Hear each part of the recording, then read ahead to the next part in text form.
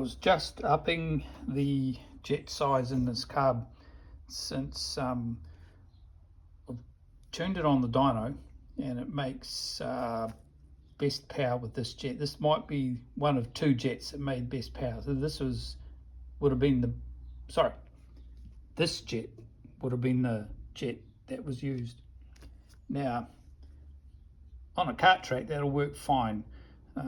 There's only short periods of time where it's like held at full throttle, so typically it's all right.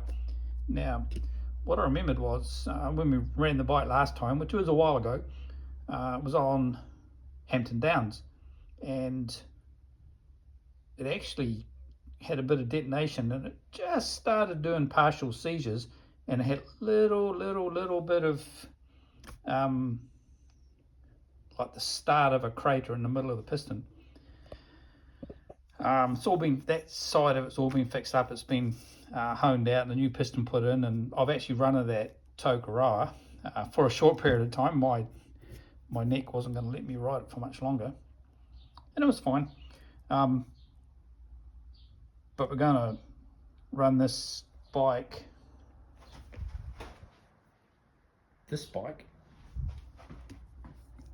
at Ruapuna.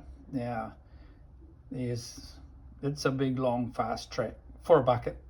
So, as a safety measure, we do have a detonation sensor on the bike, but do you have time to look at it and all that sort of stuff?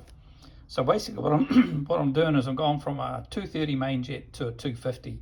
So it should be well rich to start, and I expect actually that will probably go back to maybe a 240, but probably stay away from the 230, which gives us best power on the dyno.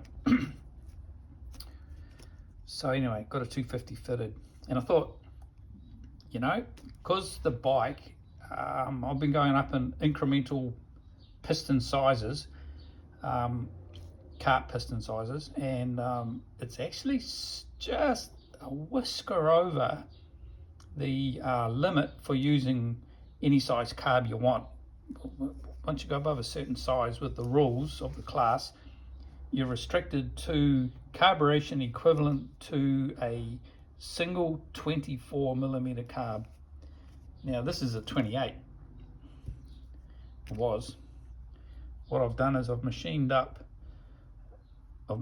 carburetor, and I've machined up this little piece which goes in. Now it's a bit hard to see, but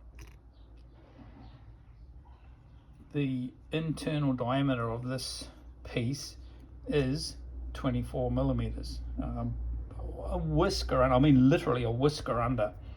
And it's tapered like a, it's got a blunt leading edge curved, and then it tapers very, as slowly as I can make it, to 28mm ID at this end here.